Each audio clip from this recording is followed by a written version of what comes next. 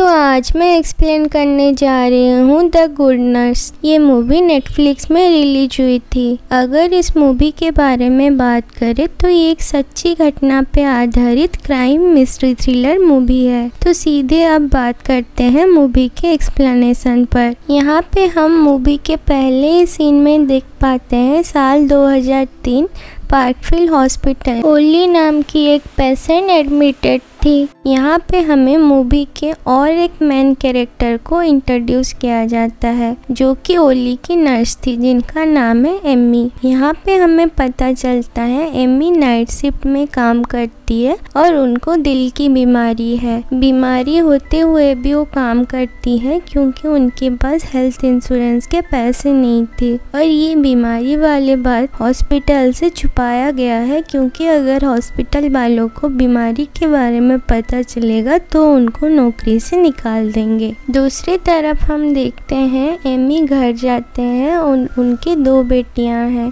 बड़ी बेटी उसका नाम है एलेक्स जो कि 7-8 साल की होगी। यहाँ पे हम देखते हैं और एमी और एलेक्स के बीच थोड़ा झगड़ा हो जाता है और यहाँ पे एलेक्स थोड़ी ऊंची आवाज में बोल रही थी कि आप हमें बिल्कुल भी टाइम नहीं दे रहे हैं। अब हम देख पाते हैं एमी की मुलाकात चार्ल्स नाम के और एक नर्स से होती है। आज चार्ल्स का पहला दिन था पार्कफील्ड हॉस्पिटल में, लेकिन उसके पहले वो लगभग 8 हॉस्पिटल में काम कर चुके हैं, यानी कि उनको अच्छा खासा एक्सपीरियंस था। यहाँ पे हम देख पाते हैं एमी चार्ल्स को पिक्सेस डिवाइस से कैसे मेडिसिन परचेज करते हैं ये दिखा रही होती है। यहाँ पे हम एज ए व्यूअर देख पाते हैं मेडिसिन परचेज करने के लिए नर्स आईडी और सिक्योरिटी कोड लगता है और उसके बाद जो भी मेडिसिन के नाम एंटर करके अगर हम परचेज पे क्लिक करते हैं तो मेडिसिन ऑर्डर हो जाता है।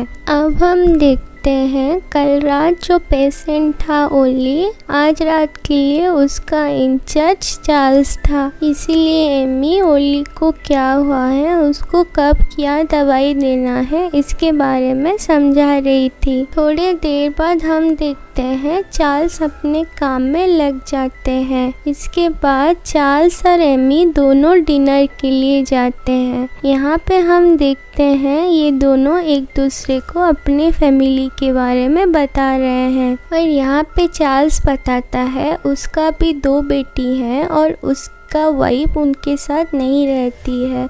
दूसरी तरफ एमी भी बताती है उसकी हस्बैंड उन लोगों के साथ नहीं रहता है। ऐसे ही दोनों में हंसी मजाक चलता है और दोनों अच्छे दोस्त बन जाते हैं। इसी बीच एक दिन एमी को हार्ट स्ट्रोक आता है और यहाँ पे चार्ल्स को एमी के हार्ट के बारे में पता चलता है। यहाँ पे एमी बताती है कि डॉक्टर्स उसको 4 महीने के लिए मेडिकल लीव लेने के लिए सजेस्ट किए हैं, लेकिन उसके पास पैसे नहीं हैं और उसके पास इंश्योरेंस भी नहीं है, इसीलिए वो काम कर रही है। और वो चार्ल्स को बोलती है कि पार्कफील्ड के डॉक्टर्स को नहीं बताने के लिए, क्योंकि अगर उनको पता चलेगा तो ये लोग इसको नौकरी से निकाल देंगे। तो ये सुन के चार्ल्स भी एमी की बात मान जाता है। उसके बाद एमी को बोलता है कि अगर कुछ भी ज़रूरत हो तो तुम मुझे बोल सकते हो। फिर एमी बताती है कि बस 4 महीने के लिए उसको नौकरी करनी होगी, उसके बाद हेल्थ इंश्योरेंस के पैसे आ जाएंगे। तो चार्ल्स भी एमी को कंफर्ट करने के लिए बोलता है 4 महीने तो ऐसे भी निकल जाएंगे और उसके बीच भी अगर पैसे की ज़रूरत हो तो उसको पैसे के लिए वो मदद करेगा। इसी बीच इनको पता चलता है कि 2 दिन पहले जो ओली नाम के पेशेंट थी उसका डेथ हो गई है। ये सुन के एमी शॉक और सरप्राइज हो जाती है क्योंकि ओली की हालत ऐसे भी कुछ ख़राब नहीं थी कि उसकी डेथ हो सकती है। यहाँ पे हम देखते हैं 7 हफ्ते बीत चुका है और 7 हफ्ते बाद हम 2 पुलिस ऑफिसर को देखते हैं। ये 2 पुलिस ऑफिसर ओली के डेथ के केस के इन्वेस्टिगेशन के लिए असाइन हुए थे। यहाँ पे हम देखते हैं पार्कफील्ड हॉस्पिटल के चीफ लिंडा इंटरनल इन्वेस्टिगेशन के बाद केस को क्लोज करने की कोशिश करते हैं, लेकिन डिपार्टमेंट ऑफ हेल्थ ने कंप्लेंट किया था और इसी बेसिस पे इन्वेस्टिगेशन के लिए 2 पुलिस ऑफिसर को असाइन किया गया है। ये 2 पुलिस ऑफिसर का नाम टिम और डैनी है। यहाँ पे लिंडा बताते हैं कि वो 2-3 दिन में रिपोर्ट सबमिट कर देंगे। रिपोर्ट देखने के बाद डिपार्टमेंट ऑफ हेल्थ को पता चलता है कि मेडिसिन के ओवरडोज के वजह से या किसी की लापरवाही के वजह से ओली की मौत हुआ है। यहाँ पे डैनी और टीम लिंडा को ओली की बॉडी कहाँ पे है ये पूछते हैं इन्वेस्टिगेशन के लिए। यहाँ पे लिंडा बताते हैं ये जो मेडिसिन ओवरडोज के बाद ये ओली के घर वालों को नहीं बताया गया है क्योंकि इसमें हॉस्पिटल के नाम खराब होगा और उसके बॉडी का भी अंतिम संस्कार हो चुका है, तो उनको ऐसे ही इन्वेस्टिगेशन करना होगा। यहाँ पे हम देखते हैं सीन शिफ्ट होता है और चार्ल्स एमी के घर पे एमी के बेटी को पढ़ा रहा था। यानी कि हम देखते हैं कि चार्ल्स पूरी तरह से घुल मिल गया है एमी के फैमिली के साथ। यहाँ पे हम देखते हैं कि सीन शिफ्ट होता है और टीम और डैनी इन्वेस्टिगेशन कर रहे होते हैं, लेकिन इनको किसी भी डॉक्टर या नर्स के खिलाफ कोई भी क्रिमिनल चार्जेस नहीं मिलता है। लेकिन चार्ल्स के लिए एक क्रिमिनल चार्जेस मिलता है, लेकिन उसमें भी उसको कुछ ही दिनों में फ्री कर दिया गया था। लेकिन चार्ल्स के फाइल में डिगॉक्सी नाम के एक मेडिकेशन का नाम मिलता है, यानी कि उसके फाइल में वो केमिकल का नाम था। इसके बाद डैनी और टीम का चार्ल्स के ऊपर शक बढ़ता है। ये इन्वेस्टिगेशन करने के लिए ये लोग एक हॉस्पिटल को कॉल करते हैं, क्योंकि चार्ल्स लगभग 8 हॉस्पिटल में काम कर चुका था, लेकिन उनको हॉस्पिटल्स के तरफ से कोई भी सपोर्ट नहीं मिलता है। ये लोग ये पूछते थे अगर आपके पास वारंट है, अगर नहीं है तो हम अपने एम्प्लॉय के बारे में कोई भी पर्सनल इंफॉर्मेशन शेयर नहीं कर पाएंगे। ये करके ये लोग फोन काट देते थे। अब हम देखते हैं कि लिंडा अनाउंस करते हैं कि एक इंटरनल इन्वेस्टिगेशन चल रहा है और इसी वजह से पुलिस सारे एम्प्लॉयज से पूछताछ कर सकता है, लेकिन ये उनके एब्सेंस में नहीं होगा। यानी कि जहाँ पे भी पूछताछ होगा वहाँ पे लिंडा मौजूद होंगे। हॉस्पिटल के और एक लॉयर ने अनाउंस करते हैं कि कुछ भी हो आप लोग हॉस्पिटल के पॉलिसी को ब्रीच नहीं कर सकते। अगर आप लोग हॉस्पिटल पॉलिसी को ब्रीच कर रहे हैं तो आप लोगों के जॉब जा सकता है, यानी कि आप लोग हॉस्पिटल के किसी भी इंटरनल चीज पुलिस को नहीं बता सके। ये सुन के डैनी और टीम खुश नहीं थे, क्योंकि ये लोग ओपनली नर्स और बाकी सारे एम्प्लॉय के साथ बात करना चाहते हैं। खैर उन लोगों के पास भी और कुछ नहीं था, इसी वजह से ये लोग पूछताछ शुरू करते हैं और एक एम्प्लॉय को पूछ रहे थे। और अभी एमी को पूछने की बारी आई। ये लोग एमी को पूछ रहे थे और वहाँ पे हम देखते हैं लिंडा भी मौजूद थी। इसी बीच हम देखते हैं लिंडा को कोई कॉल आता है, यानी कि हॉस्पिटल के कोई इमरजेंसी के वजह से उसको कोई कॉल आता है और इसी बीच वो थोड़ी देर के लिए बाहर चली जाती है। यहाँ पे हम देखते हैं टीम और डैनी एमी को रिपोर्ट दिखा रहे थे। रिपोर्ट देख के एमी बोलती है उसको ब्लड शुगर लेवल में चेंज दिख रहा है, लेकिन जो भी दवाई दिया गया है उसमें इंसुलिन तो दिया नहीं गया है, लेकिन रिपोर्ट देख के उसको लग रहा है जैसे उसको इंसुलिन दिया गया है, क्योंकि मरने से पहले ओली के ब्लड शुगर लेवल में चेंज था। और भी बताती है कि ओली डायबिटिक नहीं थी, इसलिए उसको इंसुलिन नहीं देना चाहिए था, तो शायद ये कोई मेडिकेशन एरर हो सकता है। अब टीम और डैनी एमी से चार्ली के बारे में पूछते हैं, लेकिन एमी बताती है कि चार्ली एक बहुत अच्छा नर्स है और उससे ऐसा लापरवाही नहीं हो सकता। ये सुन के टीम और डैनी को पता लग गया था कि हॉस्पिटल में कुछ तो गड़बड़ है, ये मौत एक्सीडेंटल नहीं हो सकता, लेकिन हॉस्पिटल का नाम खराब ना हो इसीलिए ये बात छुपाया जा रहा है। अभी हम देखते हैं कि 1 हफ्ता बीत चुका है और फिर भी लिंडा उनके इंटरनल इन्वेस्टिगेशन की रिपोर्ट अभी तक सबमिट नहीं की है।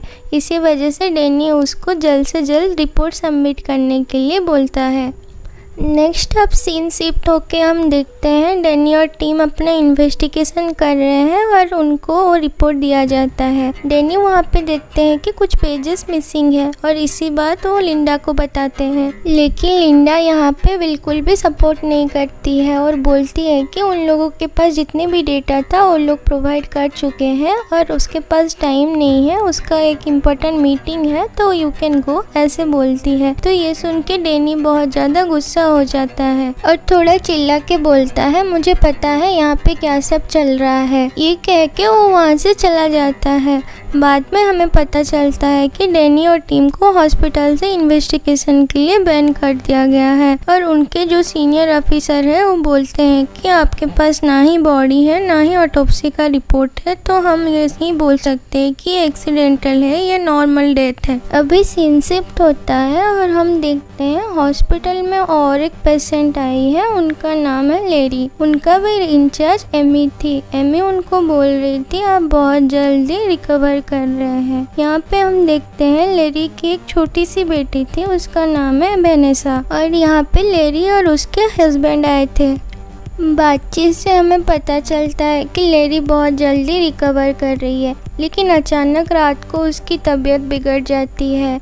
ये देख के एमी कुछ समझ नहीं पाती है क्या हो रहा है। वो फ़ोन करके लेरी के पति को बुलाती है और यहाँ पे हम देखते हैं लेरी इस दुनिया में नहीं रही। नेक्स्ट दिन हम देखते हैं डैनी और टीम एमी के पास जाते हैं और चार्ल्स के बारे में जितना भी कुछ जानते थे वो एमी को बताते हैं और बोलते हैं तुम चार्ल्स को जितना अच्छा समझ रहे हो वो इतना अच्छा बंदा नहीं है। उनको पूछताछ से ये मालूम चला है कि चार्ल्स एक हॉस्पिटल में बस 4-5 महीने के लिए रहता है और उसके बाद हॉस्पिटल वालों ने ही कुछ ना कुछ रीजन के वजह से उसको निकाल देते हैं और ये एक यूजुअल चीज़ नहीं है। ऐसे ही पूछताछ के बाद एमी को पता चलता है चार्ल्स लास्ट 4-5 साल में जिस हॉस्पिटल में काम किया है उसी हॉस्पिटल में उसका और एक दोस्त थी, तो वो सोचती है उससे मिलके चार्ल्स के बारे में ज़्यादा चीज़ें पता करें। अब एमी के दोस्त से पता चलता है कि जिस हॉस्पिटल में एमी की दोस्त काम करती थी उसी हॉस्पिटल में भी चार्ल्स बस 3-4 महीने के लिए काम किया था और उसी हॉस्पिटल में भी पेशेंट के अचानक से डेथ हो जाता था और मेडिकल के इंटरनल इन्वेस्टिगेशन से पता चला कि उनके सलाइन बैग में किसी ने एक्सटर्नली इंसुलिन इंजेक्ट किया था और इसका इंजाम चार्ल्स के ऊपर था और स्टोर पे जहाँ पे सलाइन बैग रहता था वहाँ पे चार्ल्स खुद इंसुलिन इंजेक्ट कर देता था वो सलाइन बैग में। अब एमी पूछती है हॉस्पिटल वालों ने चार्ल्स के ऊपर ही शक क्यों किया। तब उसकी दोस्त बताती है जब चार्ल्स हॉस्पिटल में नहीं था तब महीने में एक इमरजेंसी आता था, लेकिन जब से चार्ल्स हॉस्पिटल ज्वाइन किया था तब हफ्ते में 2-3 लोग इमरजेंसी में आते थे और लोगों का अचानक से मौत होता था और जब से चार्ल्स को निकाला गया है तब से हॉस्पिटल में डेथ कम हो गया है। ये सुन के एमी घबरा जाती है और भाग के हॉस्पिटल की तरफ जाती है। वहाँ जाके जिस रूम में सलाइन स्टोर होता है वहाँ पे चेक करते हुए उससे पता चलता है कुछ सलाइन में कुछ एक्सटर्नल चीजें इंजेक्ट किया गया है क्योंकि पाउच को दबाने से वो लीक हो रहा था। नेक्स्ट डे ये सारी बात एमी टीम और डैनी को बताती है और वो बोलती है कि उनकी हेल्प करेंगे लेकिन उसका नाम कहीं पे आना नहीं चाहिए। अब ये लोग पिक्सेस के मिसिंग रिपोर्ट के बारे में बात करते हैं। अगर आप लोगों को याद होगा तो मैं पहले ही पिक्सेस डिवाइस के बारे में बताई थी। ये पिक्सेस डिवाइस हम मेडिसिन ऑर्डर करने के लिए यूज कर सकते हैं, लेकिन एमी के हॉस्पिटल के पिक्सेस डिवाइस में कुछ गड़बड़ था। यानी कि सपोज आप कोई मेडिसिन ऑर्डर कर रहे हो और लास्ट मोमेंट में आप उसको कैंसिल कर दे रहे हैं तो रिसिप्ट में तो कैंसिल आ जाता है लेकिन स्टिल भी वो मेडिसिन डिलीवर होता है, आप उसको कलेक्ट कर सकते हैं और इसी लूप होल का चार्ल्स फ़ायदा उठाता है और ऐसे ही वो सारे मेडिसिन ऑर्डर करता था। जैसे जैसे कि इंसुलिन, डिजक्सिन, ये सब, और उसी के ऊपर ही शक ना आए और इसीलिए वो क्या करता था, वो सलाइन रूम में जाके कुछ ही सलाइन पाउच में वो सारे इंसुलिन इंजेक्ट कर देता था ताकि बस चार्ल्स के पेशेंट ही ना मरे और बाकी भी पेशेंट मरे तो बस उसी के ऊपर इंजाम ना आए। अब हम देखते हैं एमी पिक्सेस डिवाइस से चार्ल्स की मेडिकेशन हिस्ट्री निकालती है, जहाँ पे हम देखते हैं ज़्यादातर इंसुलिन या डिजक्सिन मंगाया गया है। और जैसे कि मैं पहले बताई थी, वो चार्ल्स ऑर्डर करके एंड मोमेंट पे कैंसिल कर देता था ताकि रिसिप्ट पे वो कैंसिल लिखाए और मेडिसिन भी डिलीवर हो जाए। सारे रिसिप्ट पे हम देखते हैं वो कैंसिल लिखा गया है, इसीलिए ये कुछ काम का नहीं है। यहाँ पे टीम्स और डैनी एमी से बोलते हैं तुम चार्ल्स के अच्छे दोस्त हो और कैसे भी करके उससे कन्फेस कराओ ताकि ये लोग रिकॉर्ड कर सके और चार्ल्स के खिलाफ उन लोगों के पास सबूत इकट्ठा हो पाए। अब टीम और डैनी एमी को बोलते हैं उनको एक बॉडी की भी जरूरत है जिसका हाल ही में मौत हुआ होगा ताकि उन लोगों के पास कोई प्रॉपर एविडेंस हो। इसके बाद एमी लेरी के पति से बात करके जहाँ पे उसकी बॉडी दफन हुआ था उसी जगह जाके खोदते हैं। उस बॉडी को खोद के बाहर करेंगे और उससे ऑटोप्सी रिपोर्ट तैयार करेंगे। लिंडा भी एक डॉक्टर थी, इसी वजह से उससे पता लग गया था कि चार्ल्स कैसे ट्रिक करके पेशेंट को मार रहा है, लेकिन ये और उसका लॉयर ये बात नहीं बता सकते क्योंकि ये बात बताने से हॉस्पिटल की रेपुटेशन खराब होगी। इसी वजह से वो चार्ल्स को हॉस्पिटल से निकाल देते हैं ऐसे बोल के कि बैकग्राउंड वेरिफिकेशन में पता चला कुछ गड़बड़ है, यानी कि तुम्हारा एक्सपीरियंस जो भी बताए थे वो सही नहीं है, इसीलिए तुम्हें निकाल दे रहे हैं। और चार्ल्स भी यहाँ पे कुछ बोल नहीं पाता है। नेक्स्ट सीन में हम देखते हैं चार्ल्स एमी के घर गया है। उससे ये सब कुछ नहीं पता है कि एमी पुलिस के मदद कर रही है इसके खिलाफ सबूत इकट्ठे करने में। चार्ल्स एमी के बेटियों को मिलने गया था, लेकिन एमी भी अंदर ही अंदर डर चुकी थी। इसी वजह से उस सिचुएशन को कामली हैंडल करने के लिए और जिससे चार्ल्स को कुछ पता ना चले या उसको कुछ शौक ना हो, इसी वजह से वो बोलती है कि वो अपने फैमिली के साथ कुछ अकेले टाइम स्पेंड करना चाहती है क्योंकि चार्ल्स एक सीरियल किलर था और वो उनके बेटी के साथ भी कुछ भी कर सकता था। ये सुन के चार्ल्स बोलता है ठीक है तुम अपना टाइम ले लो, मुझे नौकरी से निकाल दिया गया है तो मैं नए नौकरी के तलाश में जा रहा हूँ। और ये कह के चार्ल्स वहाँ से निकल जाता है। तो बेसिकली चार्ल्स और एक नई नौकरी ले लेगा और वहाँ पे भी जाके ऐसे ही मर्डर करेगा। नेक्स्ट सीन में हम देखते हैं एमी चार्ल्स को फोन करती है और अगले दिन ये दोनों कहीं पे लंच करने वाले थे। टीम्स और डैनी वहीं पे थे और इन दोनों के बाद रिकॉर्ड हो रहा था। नेक्स्ट दिन चार्ल्स उसी रेस्टोरेंट में आता है और यहाँ पे एमी के पास एक रिकॉर्डर था ताकि उन दोनों के बाद रिकॉर्ड हो सके। यहाँ पे एमी ट्रिक करके चार्ल्स से पार्कफील्ड हॉस्पिटल के बारे में पूछती है। चार्ल्स यहाँ पे साफ साफ बोल देता है मैं पार्कफील्ड हॉस्पिटल के बारे में कुछ बात करना नहीं चाहता। चार्ल्स यहाँ पे बहुत रूडली बात करता है और वहाँ से चला जाता है क्योंकि चार्ल्स को शक हो गया था क्योंकि एमी बार बार पार्कफील्ड हॉस्पिटल के बारे में बात करने की कोशिश कर रही थी। यहाँ पे चार्ल्स चालाक था और उससे शक हो गया था कि एमी उसके मुंह से कुछ बात उगलवाना चाहती है, इसी वजह से वो वहाँ से निकल जाता है। नेक्स्ट सीन में हम देखते हैं चार्ल्स को दूसरी नौकरी मिल गया होता है और पेंसिल्वेनिया के लिए वो निकल रहा था। इसी बीच हम देखते हैं टीम्स और डैनी चार्ल्स को पकड़ लेते हैं, लेकिन उनको बस 48 आवर्स मिला था। उसी बीच उनको चार्ल्स के कन्फेशन चाहिए था क्योंकि ऐसे भी इनके पास चार्ल्स के खिलाफ कोई सबूत नहीं था, इसीलिए ज़्यादा से ज़्यादा वो लोग उसको 48 आवर्स रख सकते हैं और इसी बीच उससे पूछताछ कर सकते हैं। नेक्स्ट हम देखते हैं कि एक दिन तक वो कुछ कन्फेस नहीं करता है, लेकिन एक दिन बाद वो कन्फेस करना शुरू करता है और उसको पूछने से ये बताता है कि किसी ने मुझे नहीं रोका था ये सब करने के लिए। यहाँ पे जो व्यूअर हम देख पाते हैं कि चार्ल्स बहुत अजीब सा बर्ताव कर रहा था जैसे कि उसका मानसिक अवस्था ठीक ना हो।